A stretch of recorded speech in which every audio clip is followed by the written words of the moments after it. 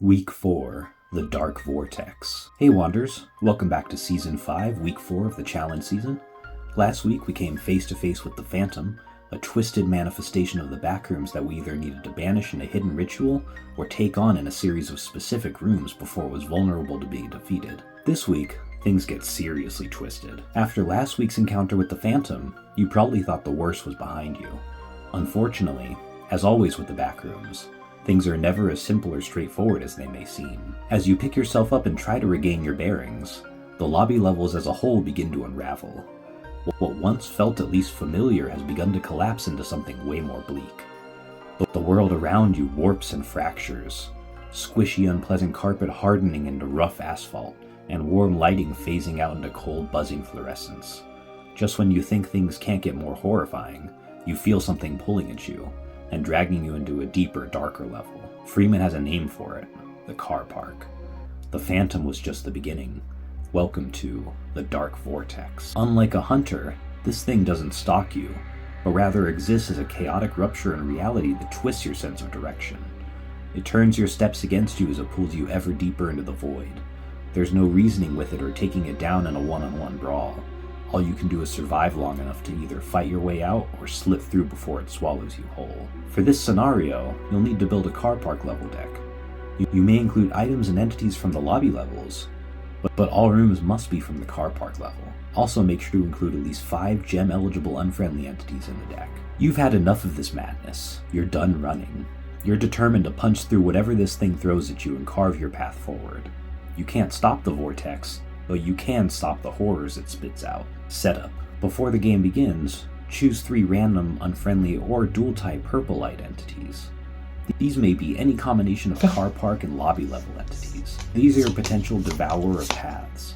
Shuffle them and set them aside in the next level deck zone. Into the Abyss. Each round, when you place your second navigation point, bad things may happen. If you reveal an unfriendly entity and you're currently engaged with an entity, your engaged entity immediately attacks before the action round starts, or engages you if you're unengaged. However, if you're not engaged, this entity engages you. If you reveal an attack item, lose deck in hand equal to the damage that the item causes. If you reveal any other item, you lose 3 sanity. If you reveal a room or outcome card, then it's your lucky day, as it has no effect. If you happen to reveal less than 2 navigation points, nothing happens with this challenge. The Swirling Chaos. Your mission is to defeat 3 Gem-Eligible Unfriendly entities with 4 or more health. Each time you do, place a navigation point adjacent to your current spot, then trigger the Into the Abyss challenge based on what the revealed card is. Here's a quick reminder for what that is. The Final Horror. Right after you've taken the 3rd unfriendly entity, flip over and reveal the top purple light entity from the stack set aside at the start of the game in the next level deck zone, then engage with it immediately.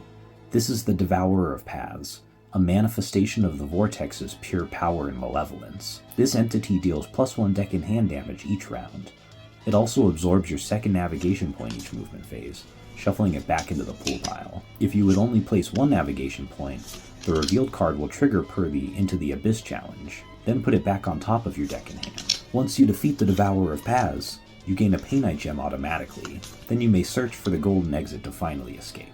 This path is for the boldest of wanderers. If you've got the endurance and tactical mind to survive, the Vortex Breaker path is your proving ground. Path 2, the Vortex Manipulator. Perhaps brute force isn't your thing. Maybe you see the Vortex not as a wall to smash through, but as a tool to be utilized, a system to exploit. If you're clever enough to ride the chaos instead of fighting it, you might just trick the Backrooms into letting you go. Dancing with the Void. You've seen through this insanity. Rather than constantly fighting it, you've decided to try intentionally triggering traps, but only when it might actually benefit you. You must reveal 4 attack items while engaged with an unfriendly entity.